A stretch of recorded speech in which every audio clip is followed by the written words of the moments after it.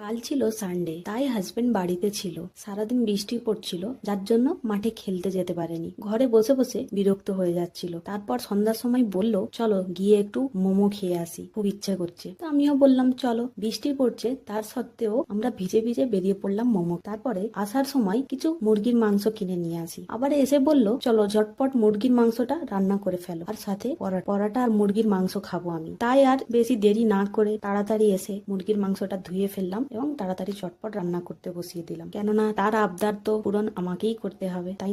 আর হ্যাঁ, মাঝে মাঝে ঝালটা একটু বেশি হয়ে যায়, কিন্তু হাসি দিয়ে সেটা ঢেকে ফেলি। এই ব্লগ শুধু রেসিপি নয়, এটা আমাদের জীবনের রান্নাঘরের গল্প।